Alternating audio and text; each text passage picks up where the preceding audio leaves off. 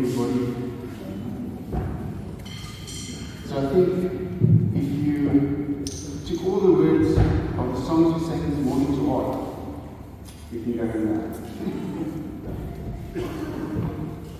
I just want to basically continue from where we left off last week, from Dr. Jonathan, and I want to share with you on faith this morning. So yes, we've heard about faith, so let us answer. And I ask you this morning, are we people of faith? Amen. Okay, I've got some reaction. Wonderful. If I ask, do we believe that Jesus raised the dead? Yes. Amen. If I ask, did Jesus heal the sick? Yes. If I ask, who healed somebody in the last week? Silence. If I ask, who raised the dead the last week? Okay, let me give you a month. Did she do that? She didn't do it.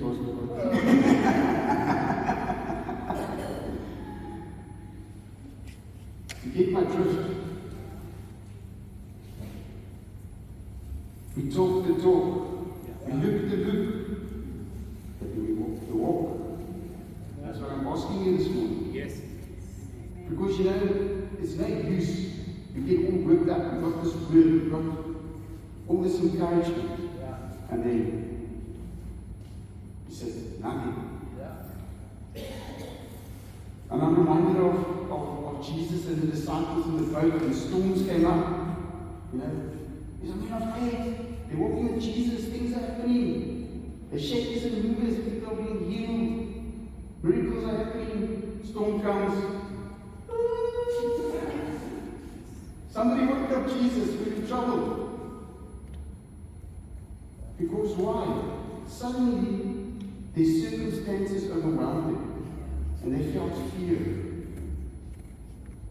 How many times do we face that in our lives? I'm talking to you this morning. You don't want to listen, it's fine. I'm talking to me. It happens to me. That I find that circumstances overwhelm me. It paralyzes me. I see the end. And it's all negative. It's not good. My faith leaves me. Forsakes me. Unbelief. How about, I tell you this morning that unbelief is also faith. It's faith to the negative. So, if you believe or not believe, you're actually believing. But you're just believing in the wrong thing. Because you're believing that all the negative things and outcomes are possible. But you don't believe that the positive outcome is possible. Does that make sense? Yes. Believe to believe, unbelief. From the beginning. It's almost like that.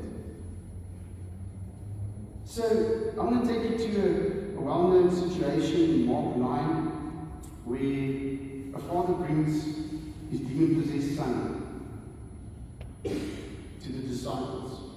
And I'm going to read you this verse. And from verse 17, and one of the crowd answered him, "Teacher, I brought you my son, possessed with a spirit which makes him mute. And whenever it seizes him, it slams him to the ground. And then he foams at the mouth, and he grinds his teeth, and he stiffens out. I told the disciples to cast it out, and they could not do it. And he answered them and said, O unbelieving generation, how long shall I be with you? How long shall I put up with you? Bring him to me." They brought the boy to him, and when he saw him, immediately the spirit threw him into convulsions. And falling to the ground, he began rolling around and foaming at the mouth. And he asked his father, "How long has this?" And Jesus asked his father, "How long has this been happening to you?" And he said, "From childhood.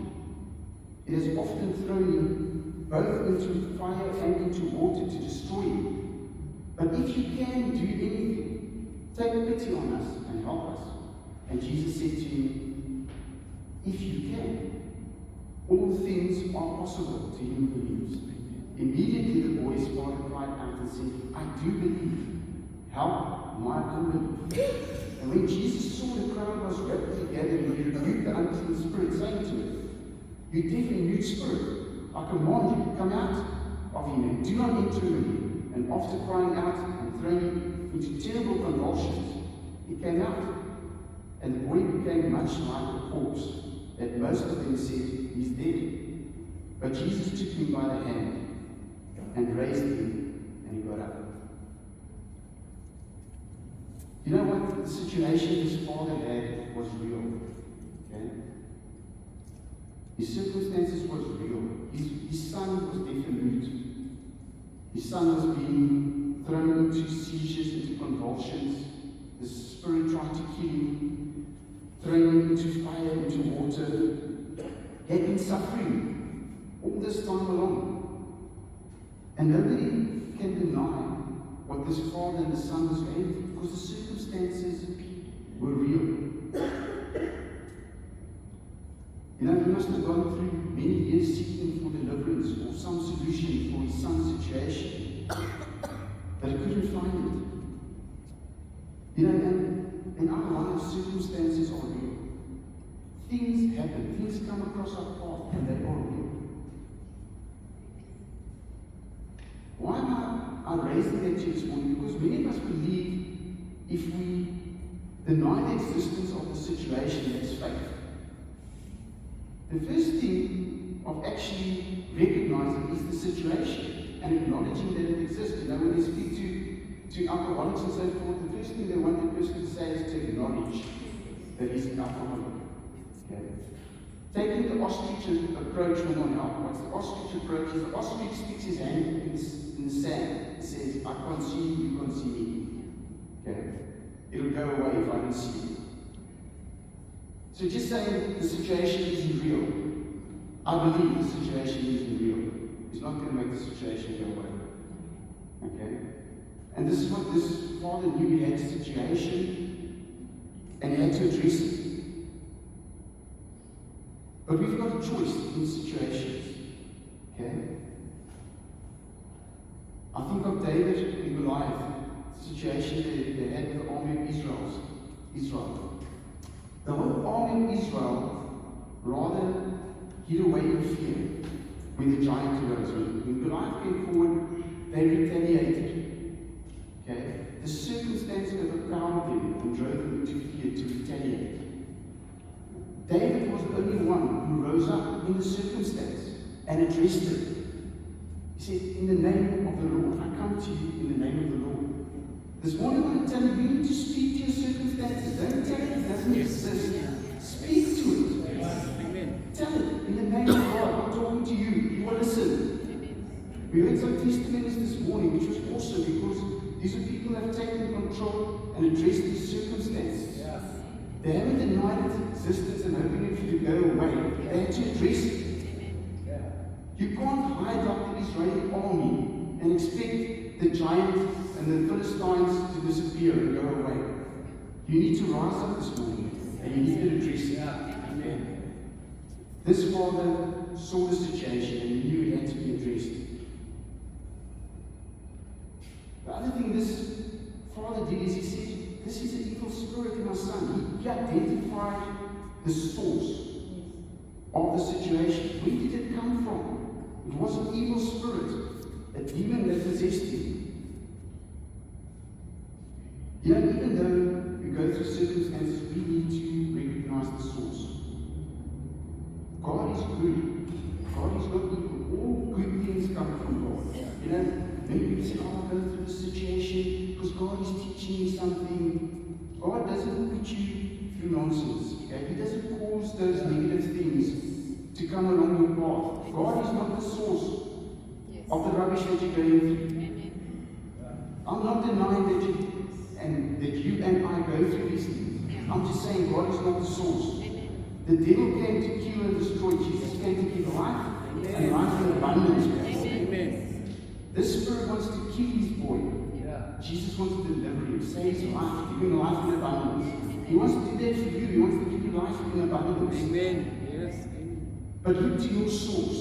Your source is God. It's not evil. The source that overpowers the evil is good. It's God. Identify the source that overcomes circumstances.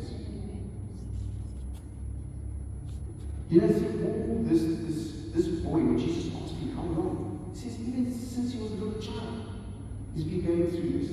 How much torment for how many years has this father gone But is he hopeless? No. He's in a position of hope. He's seeking hope. He's got a hope that his son is going to be delivered. He's got a hope that the disciples are now going to be the answer, because he's heard. He's heard the word that there's these men moving around. They're delivering evil spirits. They're healing the sick. The dead are being raised. He heard a word that gave him hope. Hope can grow. The more positive things we hear, the more our hope grows, doesn't it? Take this COVID situation that we went through. The more negative things we heard, the more despair we brought. But the more positive things we heard and saw, the more hope started. Guys, we need to hold on to hope. These testimonies that we had this morning gives people hope. You come here and you testify, you bring hope for yourself, you bring hope to others that's facing something else. We've got to spread the word of hope. Never lose hope and fall into a hopeless situation. Hold on to hope.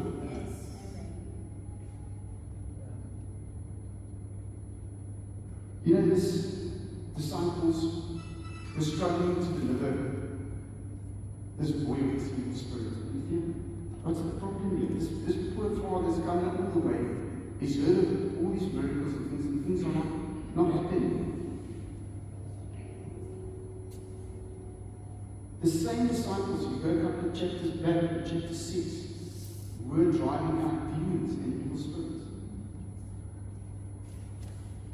So what's going on here? So Jesus says to them, all is possible for those who believe. But if you read on further, he says to the disciples, this spirit only comes out by prayer and fasting. Okay? There's an authority here that needs to be recognized. Okay? The disciples weren't quite at that level where they had to be. But Jesus was there. This man recognized the authority that was lying with Jesus. He said, I believe. Just help me. I'm struggling here with that. Help me. Because I believe and I doubt. Just let my belief be more. Because I want to believe. I want to get this healing. We need to understand that there is a principle of authority. You know, when Jesus spoke to the centurion, the Roman soldier, and he said to Jesus, you just speak the word, and I know my servant will be healed. Because I am a man under authority. I understand authority. I say to this one, go, and he goes. This one, stay, and he stays. So I understand authority. And Jesus said, he marveled at this man's faith. But he understood authority. We need to understand authority. Because Jesus operated under authority. He said, I operate under the authority of my Father. I do nothing that my Father doesn't tell me to do. But that authority that Jesus has, he has carried over to us. Unless you recognize that authority in your life, you're sitting in that chair doing nothing. There's no authority. But using your authority, the demons will recognize your authority. They will recognize the level that you're at. We need to raise up and take up that authority that has been given to us. Amen. Understand authority, so you can take up authority. And all of this is not for our glory. We must understand this. The authority we take up is not for our glory, it's not so we can do good.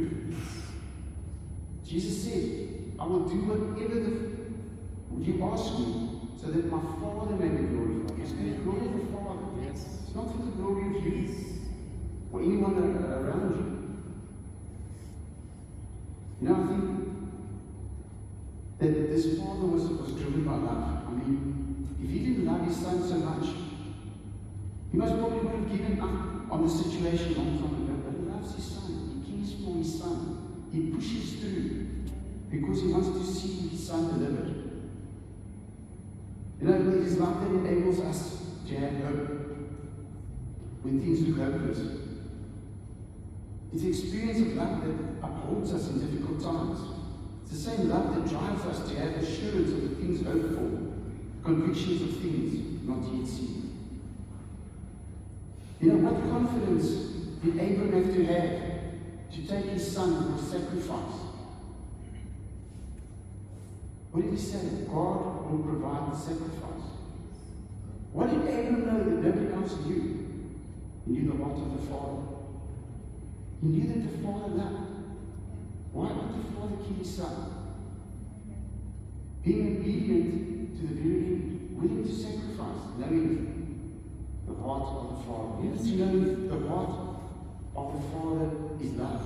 John 3:16 says, "For God so loved the world that he gave his only begotten Son, so those who believe may be saved." The story of the Bible is not a law book, it's a love book. The center of the Bible is love. Be driven by love. That's why Corinthians says, Corinthians 13:13. But now, faith, hope, love, abide by these three, but the greatest of these is love. Because love incorporates hope and love, combines it together. But the center of everything is love. Let love be the center of your being. Let love be what drives you. We must be rooted in God's love, assurance of it.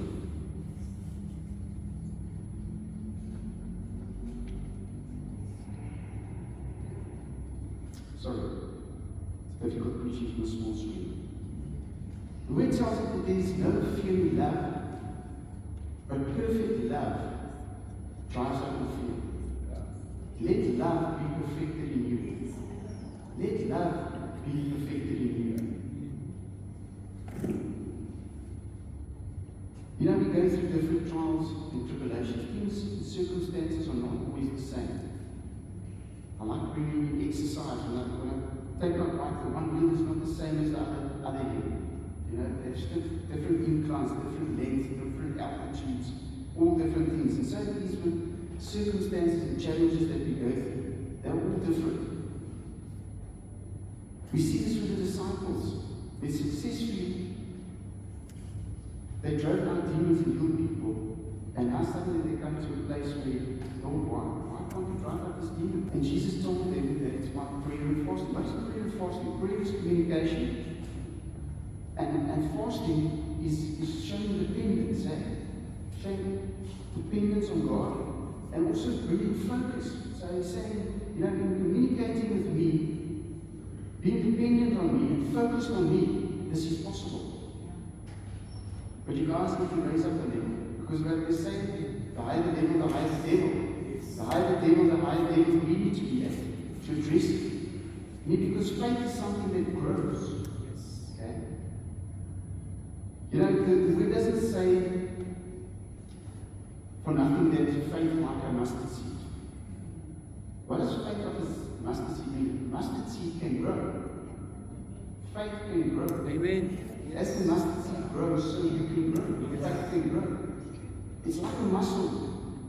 It has to be exercised. I don't go to the gym and get onto a bench press machine and put up 100 kilograms because it's going to fall on my chest. I'm not going to be able to hold it. But you know, I can maybe start with 10 kilograms, 15 kilograms. I can work my way up.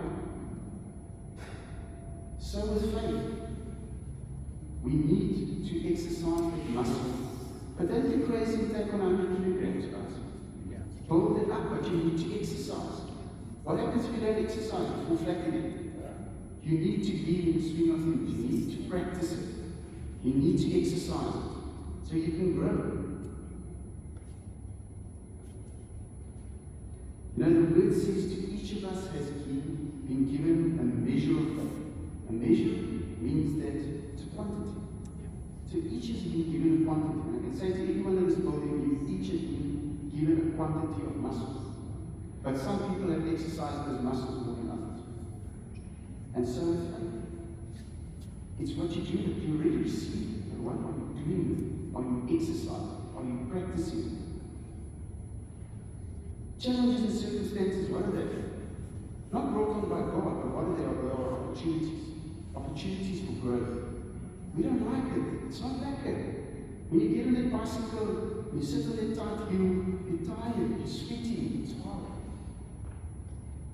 But when you get to the top of Ellsworth, when you look over the Stellenbosch Valley in front of there, it's beautiful. You're coming down at 80 kilometers an hour. I can't say the wind blowing through my hair. It's a fantastic feeling. But when you go down, there's another hill to go up. And that's just faith. The path is not smooth and hill. We need to grow in our faith. We need to practice. We need to be out there. I asked how many people raised dead or did miracles in the last week. The word tells us that faith without works is dead. Okay?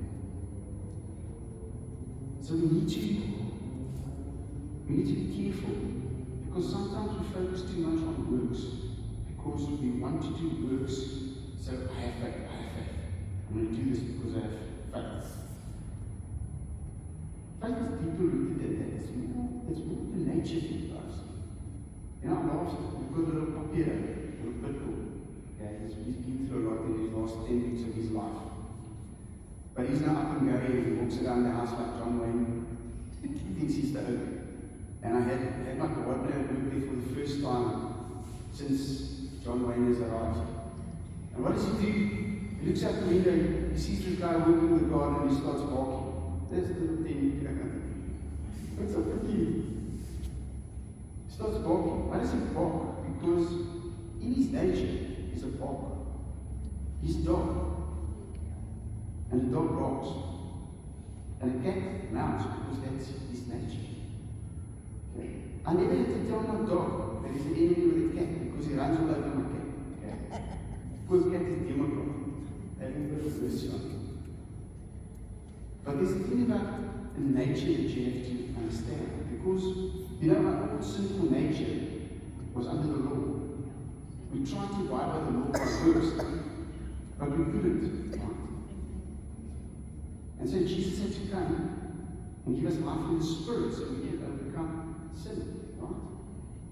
But now with faith, we want to take action to say, works. Okay? I want to do works to show my faith. Be careful. Because work isn't faith. The bark of my dog doesn't make him a dog. He barks because he is a dog. Okay? Because that's his nature. My cat meows because he's a cat. We can take up authority and we can take up faith because of our nature, because of the Spirit in us, not because of the actions that we take. The actions we're taking is a result of who we are. I can bark. Guys might not like it. I can even take a bark, but that doesn't make me a dog. I just sound like a dog. Sometimes it sounds like we have faith, but we have no faith. Because we bark, but we're not dogs. Be careful. I hope it makes sense.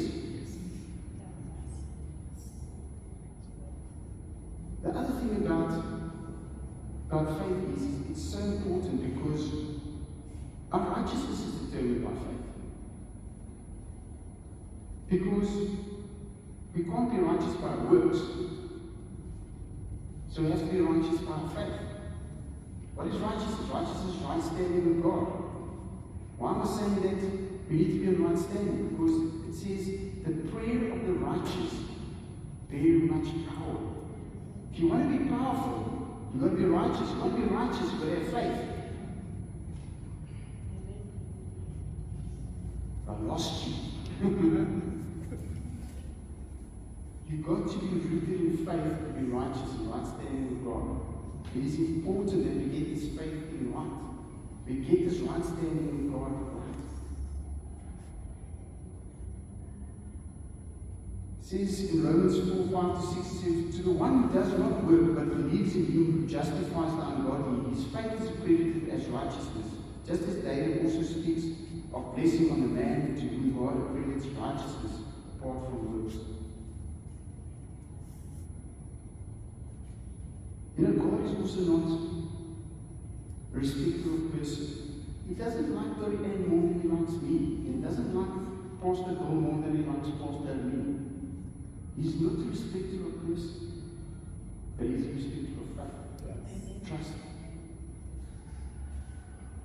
done for me, what He's done for you, will do for others. Nobody's a favorite.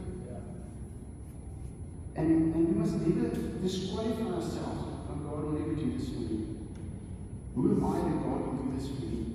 He's done it for others, He's going to do it for you. You know, the word says it's impossible to please God without faith. Why? Because our whole salvation, deliverance, this boy's deliverance, was hanging on faith of his father.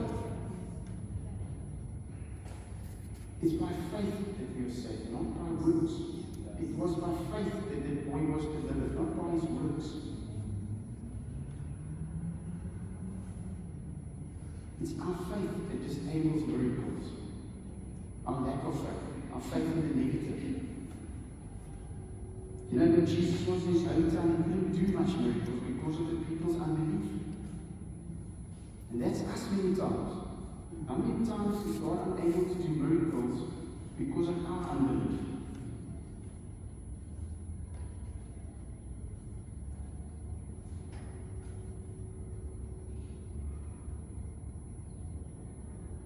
Sorry, small screen. I'm getting older, my eyes are not so good.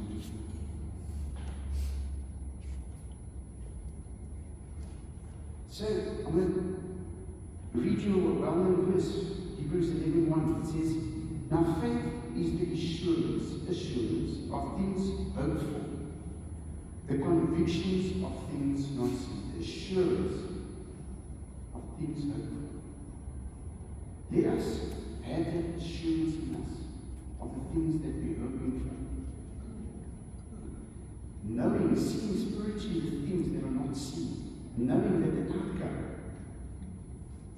is going to be in God's hand. You know, things floor us so many times. We shouldn't let these circumstances and things floor us, because we should be focused on God, focused on His outcomes, because God is going to turn whatever thing comes your path over to your good. It says in Romans 8:28, God can cause all things to work for the good of those who love Him, according to His purposes. We don't always understand. There was Susie this morning who testified, "I didn't get the place for 5,000. Why? Because God had something better in store for her. But if she held on to that, she would have been out 2,000 a month. God had something better in store for her. God's got something better in store. You might not see it now. You might not understand it now. Trust of Abraham trusted. I know the heart of the Father has got something better for you. It's got a better purpose for you. It's got a better purpose for you this morning. Amen. I just want to run through the 9 points that I gave you this morning. In conclusion, just acknowledge the circumstances so you can address it. Identify and address the source. Hold on to hope. Walk in authority. Be perfected in love. Grow through trials and tribulations. Let your works be shown by your faith, not your works by your faith.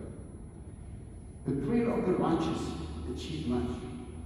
Our salvation and our deliverance is dependent on our faith.